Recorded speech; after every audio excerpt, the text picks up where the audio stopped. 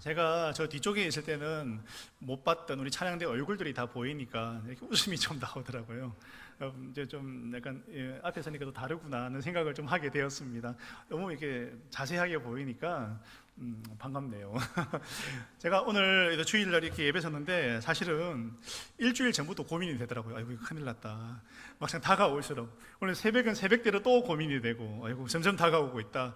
긴장을 많이 해드렸습니다. 그래도 이게 새벽 기도와 또 수요 예배와는 또 다른 그런 느낌이 또 있다고 생각을 합니다. 이것 또한 하나님께서 주신 은혜라고 생각을 합니다. 오늘 우리 성도님들 함께해서 너무나 기쁩니다. 몇 해 전에 실제로 있었던 일입니다. 기억하는 분들도 계실지 모르겠는데 전라도 보성에 거기서 신학교육도 제대로 받지 않은 이 사이비 목사 부부가 감기에 걸린 세 자녀 10살짜리 여자아이, 8살, 5살짜리 남자아이를 귀신을 쫓아낸다고 열흘 가까이 금식을 시켰습니다. 부부가 자신들은 하루씩 걸려서 가면서 음식을 먹으면서 그의 아이들은 금식을 시켰습니다. 그런데 그것은 금식이 아니라 그냥 굶긴 거였어요. 아이들을 식탁에 엎드리게 하고 손과 발을 묶어서 놓고 귀신을 쫓아낸다고 폭력을 가했습니다. 아이들은 굶주림과 폭력에 지쳐서 결국 죽고 말았습니다. 이 사이비 목사 부부 뒤에는 이들과 같은 신앙을 가진 사람들이 있었던 것으로 알려져 있습니다. 그들은 성경 잠언 23장 13절 말씀, 아이를 훈계하지 아니하려고 하지 말라, 채찍으로 그를 때릴지라도 그가 죽지 아니하리라, 이 말씀과 고린도 후서에서 바울이 복음을 증거하다가 고난을 당할 때 40에 하나를 감한 매를 5번씩 맞았다는 이 말씀을 근거로 아이들을 하루에 39대를 채찍으로 때렸다는 거예요. 밥도 굶기고 채찍으로 아이들 때리는 이런 야만적인 행동을 해서 아이들이 다 사망하게 이르는 이런 사건이 실제로 있었습니다. 성경을 이런 식으로 인용하고 적용하니 참으로 어리석고 너무나 안타까운 일입니다. 왜 이런 왜곡된 신앙생활을 하게 되었을까요? 신앙은 맹종하는 것이고 주관적이기만 한 것일까요? 아니면 무지한 사람들의 것이 바로 신앙일까요? 신앙인은 사회에 적응하지 못하는 사람들의 모임인가요? 하나님께서 원하시는 하나님의 백성, 하나님의 교회는 우리가 사는 세상과 동떨어진 생각과 행동을 하는 사람들인가요? 아닙니다. 절대로 결코 그렇지 않습니다.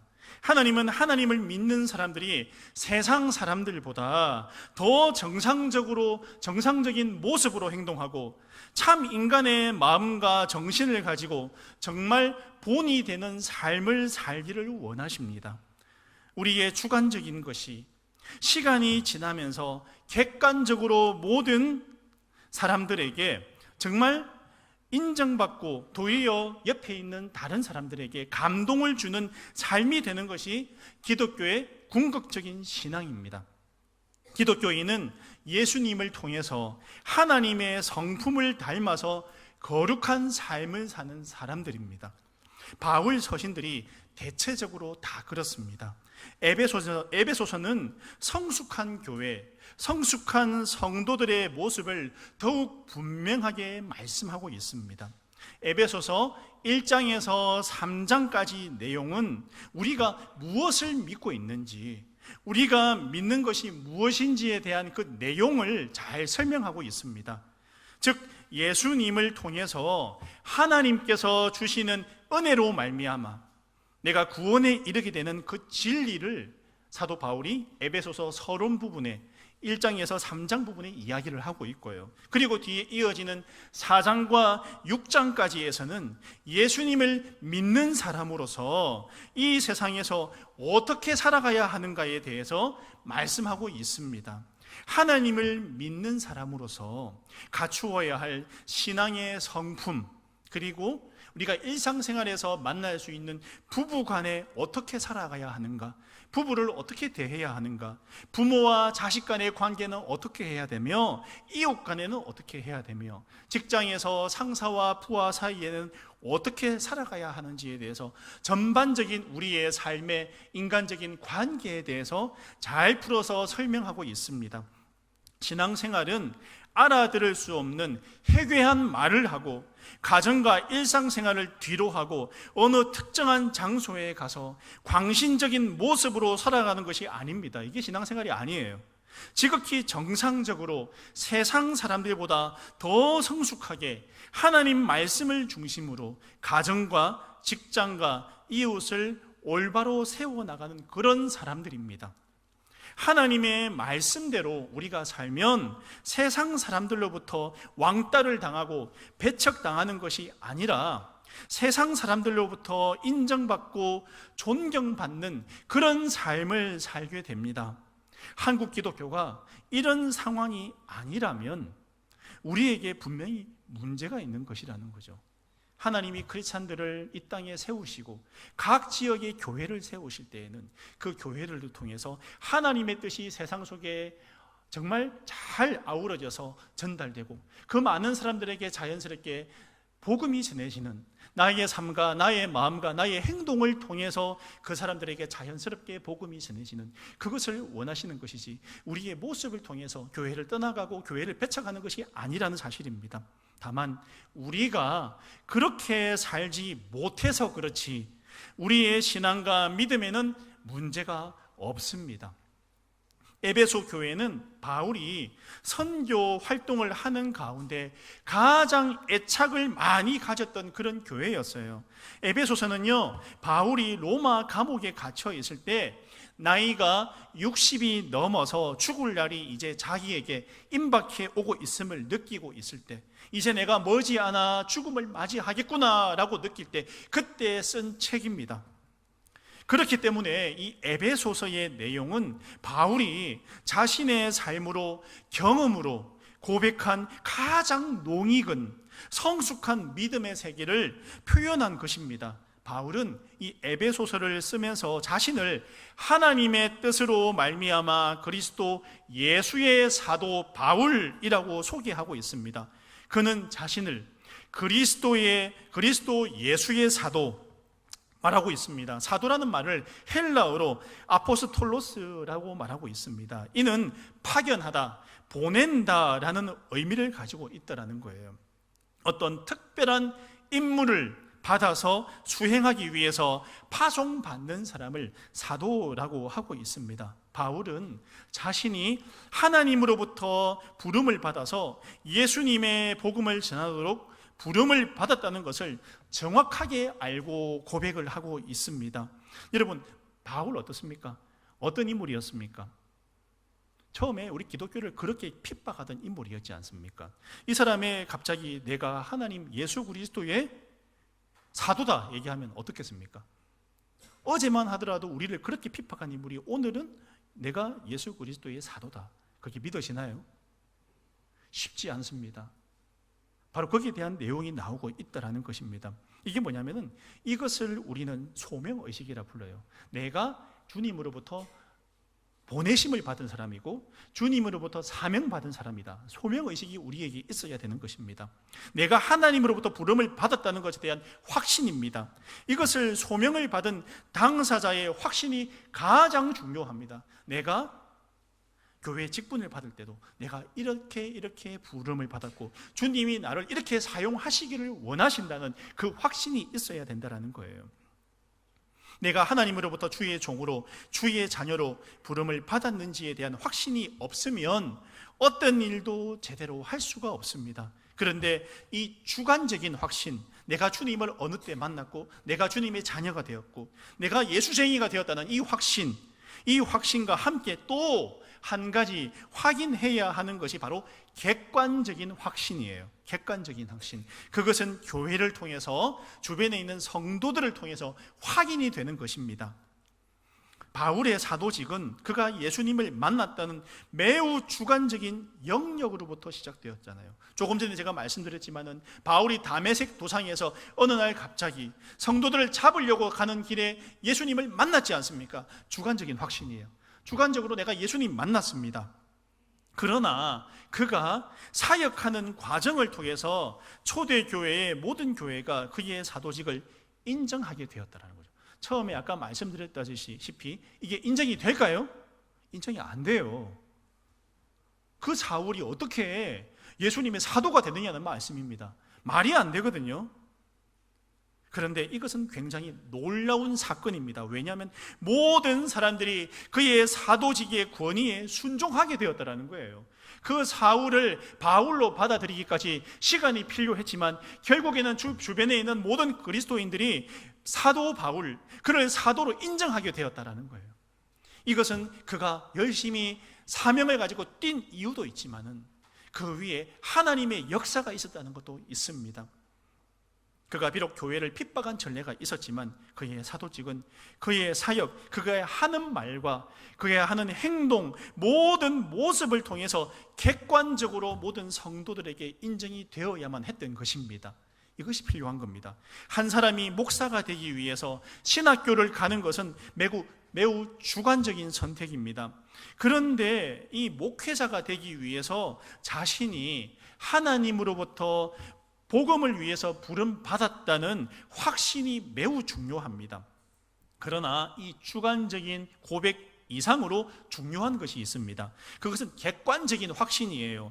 주관적인 고백을 하고 신학교에 가서 신학 공부를 합니다. 대학과 대학원 과정을 거칩니다. 신학대학원을 졸업한 후에 2년간 강도사 과정을 거쳐서 목사고시를 준비하고 목사고시를 봅니다. 목사고시에 합격한 후에 목사 안수를 받는데 다시 한번 면접을 보면서 목회자로서 소명감과 사명감이 있는가 점검을 받게 됩니다. 그리고 나서 마지막으로 목사 안수를 받습니다.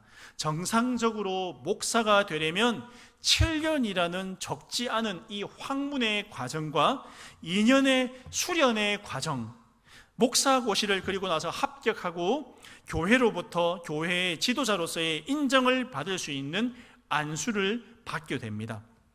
이 과정은 한 사람이 목회자로 세워지는 객관적인 검증의 과정이라는 거죠.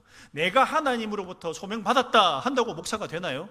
객관적인 점검이 필요하다는 사실입니다. 우리 한국교회의 문제는요, 바로 이 과정이 무시되는 것이 너무나 많다는 것입니다. 어느 학교에서 신학을 공부했는지도 잘 모릅니다. 몇 사람이 모여서 그냥 목사 안수를 줍니다. 교단의 세를 불리기 위해서 검증도 없이 자신들이 원하는 요건만 대충 갖추면 안수를 줍니다. 그러다 보니 목회자의 질이 떨어져서 사회에 문제가 되고 있습니다. 요즘 우리 사회에서도 이 목회자들로 인해서 덕이 되지 않는 많은 일들이 일어나고 있습니다. 종종 뉴스를 통해서 눈살을 찌푸리게 하는 일들이 많이 나오고 있지 않습니까? 지도자의 타락은 어김없이 교회의 타락으로 이어진다는 사실을 기억하시기를 바랍니다. 신학교에 목회자가 되겠다고 사람들이 많이 몰리기 시작하면 그 사회와 교회는 타락하기 시작한 것이다 라는 말이 있습니다. 왜냐하면 목회자의 길이 어려운 길인데, 쉬운 길이 아닌데 그 길이 인기가 있어서 사람들이 목회자가 되겠다고 몰려들면 문제가 있다는 말입니다. 우리 성도님들은 이 한국교회에서 목회자들 그리고 한국교회를 위해서 반드시 꼭 기도해 주시기 바랍니다. 정말 제대로 된 교육을 잘 받고 신앙의 소명이 있는 그런 사람들이 목회자로 잘 섬기게 해달라고 꼭 기도해 주시기 바랍니다. 사도 바울은 에베소 교인들에 대해서 말할 때 에베소에 있는 성도들과 그리스도 예수 안에 있는 신실한 자들이다 라고 말합니다. 바울은 에베소 교인들을 향해서 무엇라고 칭합니까? 성도들, 신실한 자들이라고 말씀하고 있는 거예요. 바울 당시에 이 에베소라는 도시의 특성을 알면 여기에서 성도들 그리고 신실한 자들이라는 말이 얼마나 붙이기 어렵고 귀한 단어인지 알게 됩니다. 이 에베소라는 도시는요, 신앙생활하기에 결코 좋은 도시가 아니었어요. 소아시아 최대 도시였고 동양과 서양을 잇는 무역의 요충지 중에 요충지, 그리고 항구 도시였어요. 항구 도시. 대충 이해가 되시나요? 경제적으로 풍요로운 도시였습니다. 물질의 풍요, 음란과 향락과 놀이 문화로 뒤덮인 그런 엄청난 도시였습니다. 많은 다양한 이런 사람들이 모이다 보니까 자연스럽게 곳곳에서 가지고 온 종교들이 굉장히 많이 섞여 있고 우상을 섬기는 그런 도시였다는 거예요. 특별히 아데미 신전, 아르테미스 여신의 신전은 당시 세계 7대 불가사의의 하나일 정도로 엄청나게 거대한 신전이 바로 이 에베소에 있었다는 사실이에요. 그러면 이곳이 어떤 곳인지 대충 감이 오시나요? 우리가 가가지고 그리스도인으로서 삶을 살아가기가 쉽지 않습니다. 주변에 온갖 놀이, 향락, 그런 문화들이 판을 치는 도시였다는 사실이에요. 주일날 교회 가기도 쉽지가 않아요. 너무 유혹거리들이 많아서, 다른 할 일들이 너무 많아서, 너무 많은 사람들이 모이다 보니까 장사도 너무 잘 돼서 주일 성수하기도 힘든 그런 도시였다는 거예요. 그런데 여러분, 정말 놀랍게도 사도 바울이 2년 동안 이 지역에서 사역을 하자 이 에베소가, 이 향락의 도시, 물질의 도시, 타락의 도시 에베소가 예수 그리스도의 품으로 돌아왔다는 거예요. 그래서 마술사들이 회개하고 그 서적들을 불살랐는데 은 5만이나 되었다고 합니다. 지금 화폐 가치로 환산을 하니까 얼마냐 하면은 이 책값만, 마술사들이 가지고 나와서 불태운 책값만 40억입니다. 40억치 채를 가지고 나와서 불태웠다라는 거죠. 여러분, 40억이란 이 돈의 책을 한번 구입해 보시기 바랍니다. 산더미예요, 산더미. 엄청납니다, 여러분. 이 당시, 지금 시대도 아니고 이 당시에 미신이 판을 치던 이 고대 시대에 40억치 책을, 마술책을 모두 다 가지고 와서 불을 태웠다는 것은 그 사회가 굉장한 변화를 가지고 왔다라는 사실입니다. 흔하지 않습니다. 그만큼 미신과 우상이 정말 판을 치던 곳이 바로 이 에베소였습니다. 이런 곳에서 예수님을 믿는다는 것이 결코 쉬운 일이 아니었다라는 거죠, 여러분. 예를 들면은 우리가 미국에 이민을 가서 미국에 사는데 라스베가스 가가지고 카지노에서 일을 하면서 예수 믿는 게 쉬울까요? 여러분, 한번 생각해 보시기 바랍니다. 그 향락과 물질의 도시, 카지노가 판을 치는 라스베가스 가가지고 우리가 그쪽에서 일을 하면서 예수 믿는다, 쉬울까요? 결코 쉽지 않을 거예요. 여러분, 온갖 타락한 그런 문화들, 그 엄청난 문화들 속에서 내가 예수 믿는다, 결코 쉬운 선택이 아닙니다. 그런데 오늘 에베소는 이런 향락과 무역의 도시였다는 사실입니다. 세상에 많은 사람들이 모이는 도시였습니다. 이런 곳에서 예수님을 믿는다는 것은 어렵습니다. 그들도 모두가 에베소 도시에서 그 특유의 문화, 삶을 누리며 살았던 성도들이었다는 거죠. 그 도시에 섞여서 살다 보니까 어떻게 영향을 안 받을 수가 있겠습니까? 영향을 안 받을 수가 없는 거예요. 제가 조금 전에 라스베가스 얘기했지만 라스베가스에서 슈퍼마켓만 운영해도 그 도시가 어떻게 돌아가고 어떤 사건이 일어나고 어떤 일이 있었는지 다 들어오지 않겠습니까? 누가 이런 일을 벌려가지고 뭐 돌려가지고 얼마를 땄다더라, 누가 뭐 일확천금을 얻었다더라, 옆에서 무슨 쇼가 벌어지는데 세계적인 스타가 와서 쇼를 하는데 뭐 할인을 해가지고 이 지역에 일하는 사람들은 저렴하게 30% 세일 해주는데 와서 그 쇼를 볼 수 있다더라. 온갖 돈과 물질과 향락이 판치면 기가 솔깃 안 하겠습니까? 아우, 내가 좋아하는 가수인데 한번 가볼까? 그런 생각이 안 들겠냐는 거예요. 그런 문화 속에 사는 거예요. 여러분, 정말 어렵습니다. 거기서 신앙생활하기 어렵다라는 거예요. 그러나 예수님을 믿고 그 음란과 쾌락의 문화로부터 이들은 구분되는 삶을 살았다라는 거죠. 바울이 2년간 사역했는데 마술책을 40억치나 갖다 버릴 정도 같으면 도대체 무슨 일이 있었냐 한번 상상해 보시기 바랍니다. 이 성도들이 바울뿐만 아니라 엄청나게 변화되고 세상에 뭐 저런 사람들이 다 있지? 이런 생각이 안 들었겠습니까? 이 사람들이 거기서 온갖 향락 문화 속에 살아가면서도 온갖 이적과 기적과 예수 믿는 사람으로서의 그런 엄청난 도덕적이고도 바른 하나님 기뻐하시는 영광 돌리는 삶을 그 성도들이 다 그렇게 살았다라는 거죠. 도저히 섞일 수 없는 물과 기름 같은 이런 삶이 이 도시에서 일어났다는 거죠. 그래서 단 2년 만에 이런 변화가 일어났어요. 여러분, 기적 같은 일입니다. 기적 같은 일. 하나님의 역사 없이는 일어날 수 없는 일입니다. 그것이 과연 이 시대에만 일어날 수 있습니까? 오늘의 시대는 이런 일이 없을까요? 내가 예수 그리스도 앞에 정말 이런 삶을 살면 오늘날 부산 땅과 대한민국에도 이런 큰 변화가 있을 거라고 저는 확신합니다. 에베소 교회의 성도들은요, 에베소라는 유난히 세속적인 도시 속에서 하나님을 믿는 사람들로서 구별되어서 믿음을 지키면서 그 믿음을 내 삶으로 보이면서 본이 된 삶을 산 바로 그런 사람들이었어요. 제가 서두에 말씀드렸지만 지금 대한민국을 살아가는 우리 성도들에게 가장 필요한 모습이에요. 여러분, 가장 필요한 모습입니다. 가끔 친구들을 믿으면 보면 이런 얘기를 해요. 상희가 이러한 사건이 일어났는데 왜 이런 일이 일어났어? 어떻게 할까요?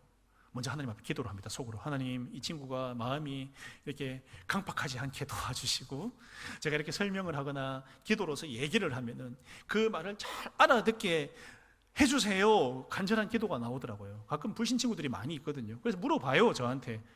이러한 일, 저러한 일. 그러면 저는 이 기독교, 우리 예수님에 있는 사람들의 이런 삶에 대해서 소개하기 바빠요. 다 그런 건 아니야. 아니야. 그거는 작은 일이고 대부분의 사람들은 말씀 앞에, 하나님 앞에 바로 서려고, 바로 살려고 몸부림치고 노력을 해. 내가 보는 것이 다가 아니다. 내가 널 위해서 기도해 줄게. 그렇게 이야기해요. 또 뭐라고 하냐면 아무 때나 기도하지 마라. 기도빨 떨어진다고. 아무거나 가지고 기도하지 마라. 내가 진짜 힘들 때 그때 기도해도, 이렇게 얘기를 하거든요. 그것도 어떻게 보면 많은 발전 아니겠습니까? 제가 입에서 하도 얘기를 하다 보니까 내가 힘들 때 기도해도 이 불신자 입에서 나온 얘기예요. 네가 힘들든 안 힘들든 너를 위해서 나는 기도하고 있어. 너의 자식들을 위해서, 내 가정을 위해서 내가 기도하고 있으니까 힘내라. 힘든 거 있으면 언제든 얘기해라. 내가 기도해 줄게. 하나님이 그 기도에 응답하실까요? 안 하실까요? 하세요. 불신자들을 위해서, 내 친구를 위해서 기도해 주면 정말 칼같이 기도 응답하세요. 신기합니다. 여러분, 불신자는 아니지만 제가 기도할 때 이번에도 응답도 받은 일이 있었거든요. 하나님께서 기도해 주셨어요. 직장도 괜찮은 직장으로 아내와 남편이 바로 취업해가지고, 아유 너무 고맙다고, 네가 기도해 준 덕분이다, 이런 얘기도 들었어요. 저는 제가 열심히 기도하고 안 하고를 떠나서 하나님께서 이 기도를 들으셔가지고 그 부부를 그렇게 취업시켜 주시고 안정된 생활을 하게 해주셔서, 그 형님도 교회 생활하다가 요즘 교회 안 다니는 형인데 몸이 너무 아팠어요. 배달 일 이런 걸 많이 해가지고 허리도 목 디스크, 허리 디스크에 힘들었는데 하나님 몸 안 쓰는 일을 하게 해주세요. 그렇게 도와주세요 했더니 몸 전혀 안 쓰는 일로 이렇게 돌려주시더라고요. 갑자기 전화가 와서 취업하게 됐다고. 너무 감사하더라고요. 그래서 믿음이 회복됩니다. 내가 기도하고 있다. 너를 위해서 기도하고 있다. 그리고 실제로 기도해주면 하나님 응답해 주세요. 신기하게 응답해 주십니다. 이거 우리가 깨달아야 돼요. 그게 우리 이 땅을 살아가는 그리스도인들이 해야 될 일입니다. 신불신간에 나의 기도의 응답도 내가 확인하면 내 믿음, 내 신앙도 참 감사하다. 하나님 살아계시는군요. 또 확신이 들고요. 그 친구한테도 내가 이 얘기를 해줄 수 있는 거예요. 그러면 나는 신앙적인 또 체험의 신앙이 되는 거죠. 하나님 살아계시는군요. 도와주셨습니다. 감사합니다. 최근에 있었던 일입니다. 감사해요. 정말 하나님 살아계시는군요. 감사합니다. 감사가 절로 나옵니다. 여러분, 이런 삶이 오늘 에베소 교회에서 많이 틀어져 나오지 싶어요. 그 사람들을 향해서 기도해주고 또 그들과 함께 해주고 함께 아픔을 나누고 그리고 그들의 어려움을 이해해주고 성도다운 삶을 살아갈 때에 하나님께서 그 에베소라는 도시 전체를 변화를 시키는 놀라운 기적의 역사를 일으켜 주셨다라는 사실입니다. 그래서 바로 내가 보여줄 수 있는 참 믿음의 삶으로 세상 사람들에게 믿음의 본을 보이는 신실한 사람이 우리가 되기를 간절히 바랍니다. 이런 에베소 교회를 중심으로 소아시아 지역의 교회가 세워지고 돌봄을 받게 되었다는 거죠. 이 에베소 교회가 소아시아에 있는 다른 교회들을 돌보고 그들을 도와주고 일으켜 세워주고 그런 중추적인 역할을 했다는 사실입니다. 하나님을 믿는 우리가 신실한 삶을 살지 못하면 우리 이웃들과 이 사회가 하나님을 대수롭지 않게 하찮게 생각을 합니다. 저는 그래서 이 세상에 너무 기도가 되는 거예요. 기도가 나와요. 세상에 하나님을 손가락질하고 예수 믿는 사람들을 하찮게 여기는 것이 어디서부터 왔을까? 우리 삶이 잘못돼서 그런 건 아닐까라는 생각을 하게 되는 거죠. 그리고 하나님을 전혀 두려워하지도 않습니다. 우리가 하나님을 우리 삶 속에서 무시하고 세상의 유혹이나 풍조를 따라서 살면 사람들은 우리를 보면서 하나님은 없다고 생각하고 그렇게 말하고 살아갈 것입니다. 우리의 모습을 보고 그들은 판단을 하는 거죠. 다른 판단 기준이 없어요. 예수 믿는 사람인데 이야, 저 사람 뭔가 좀 다르다. 내가 힘들 때 저 사람한테 내가 가가지고 나의 힘듦을 토로하고 얘기를 하면은 왠지 잘 들어주고 나를 위해서 기도해 줄 것 같아. 저 사람은 신실한 사람이야. 평소의 삶의 모습을 보니까 저 사람은 왠지 믿음을 가. 뭔가 좀 다르다. 저 사람이 믿는 예수님이 어떤 분인지 참 궁금하다. 나도 너 따라서 교회 한번 나가도 괜찮을까? 이런 말이 나와야 된다라는 거예요. 여러분, 자연스럽게 내 모습을 통해서. 한국유리 창업자이신 고 최태섭 장로님 이야기입니다. 이분은 오산학교에서 조만식 선생님과 이승훈 선생님 같은 그런 뛰어난 분들을 통해서 기독교 정신과 나라 사랑에 대해서 배움을 받았습니다. 이 최태섭 장로님은 그때 배운 기독교 정신을 가지고 한평생을 살아온 그런 분이십니다. 그분은 왜 돈을 벌고 왜 공부하느냐는 질문에 예수님을 통해서 배운 사랑을 내가 실천하기 위해서라고 그렇게 말했습니다. 만일 사랑을 내가 실천하지 않는다면 큰 돈과 많은 배움은 아무 소용이 없다고 말합니다. 그분과 관련해서 아주 유명한 일화가 있습니다. 6.25 전쟁 당시에 중공군이 개입하면서 우리 국군은 일사후퇴를 하게 되었습니다. 그때 모두 피난을 떠났습니다. 너도 나도 할 것 없이 모두 밑으로 피난을 떠났습니다. 그도 피난을 가야 하는데 은행에서 대출받은 돈이 있어서 얼른 갚고 떠날 생각이었다는 거죠. 그 난리통에 대출받은 돈을 갚고 떠나겠다고 생각을 하는 것 자체가 대단하지 않습니까? 급히 은행에 가서 직원에게 대출금을 갚겠다고 했더니 대출 장부도 없고 피난 가야 되니까 돈을 받을 수 없다고 은행에서 이야기했습니다. 그래도 막무가내로 돈 받으라고 하니까 하는 수 없이 영수증을 떼어주고 받았습니다. 그 후에 제주도로 이분이 피난을 가서 사업을 했는데 군 부대에 식료품을 납품하는 그런 일을 했습니다. 사단장이 그의 정직한 그런 성품을 보고 생선 납품을 요청을 했습니다. 주문 물량이 자꾸 늘어나고 많아져서 부득이 큰 배를 구입해야 되는데 돈이 없었어요. 그래서 부산에 있는 은행으로 가서 대출을 요청하게 되었습니다.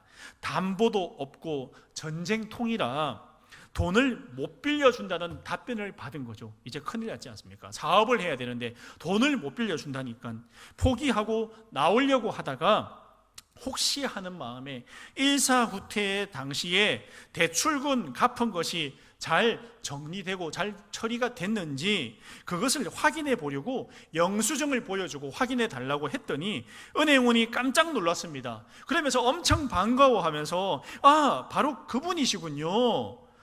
선생님은 그때 그 놀라운 사건으로 평판이 너무 좋으세요.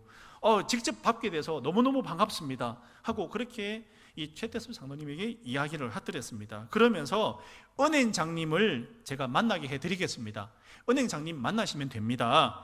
그리고 은행장에게 소개를 해 주었어요. 그러니까 은행장이 반갑게 맞이하면서 무담보로 2억이라는 거액을 대출해 주었어요. 여러분 6.25 당시 2억 지금으로 치면 얼마쯤 될 것 같습니까? 엄청난 돈입니다.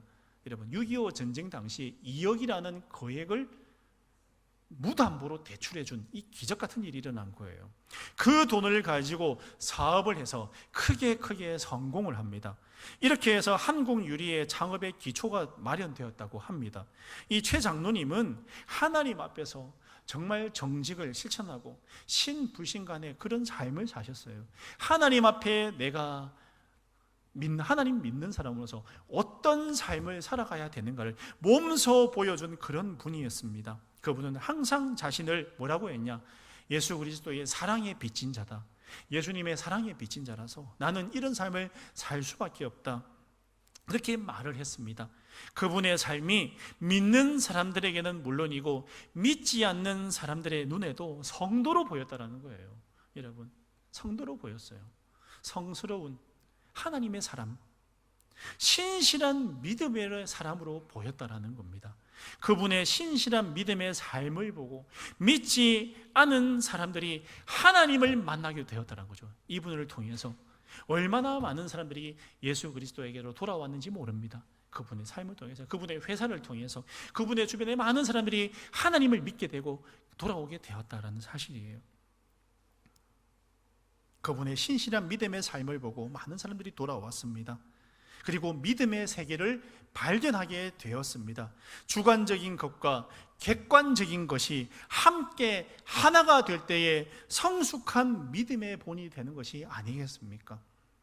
그렇지 않습니까? 제가 얼마 전에 KBS의 장기려 박사님 이 특집 방송하는 것을 봤거든요.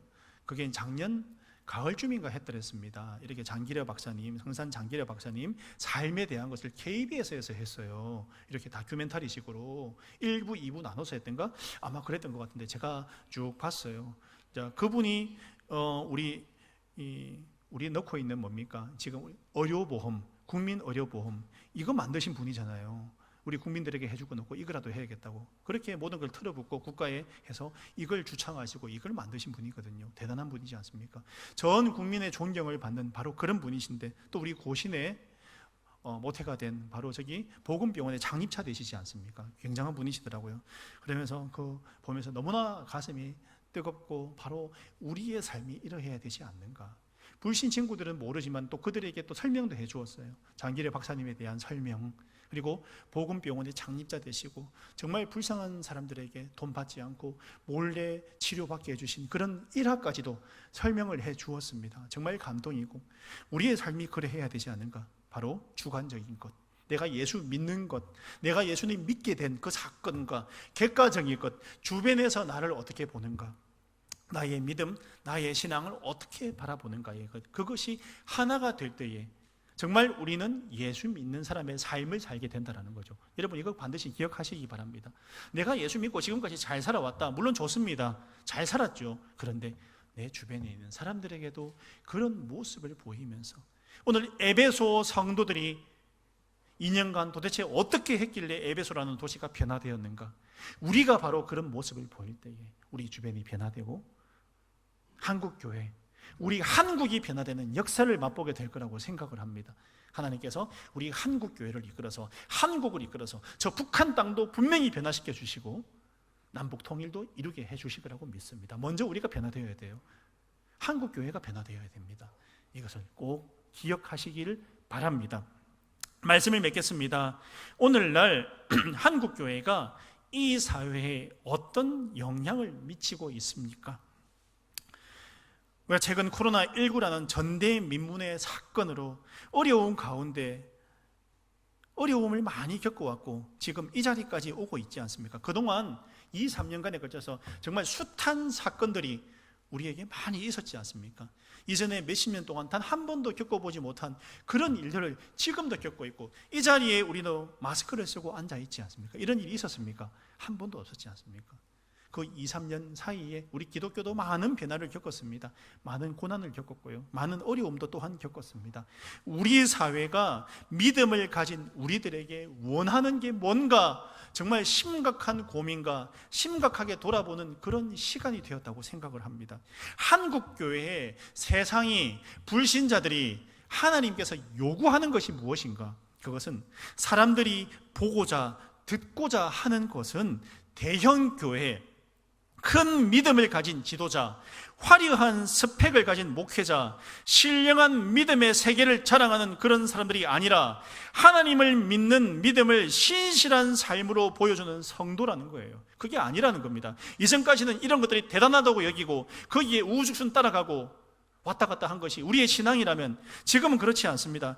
하나님 믿는 믿음을 신실한 삶으로 보여줘야 되는 시대를 살아가게 되었다는 거예요. 이전하고는 달라요. 2, 3년 전, 그전하고는 다릅니다.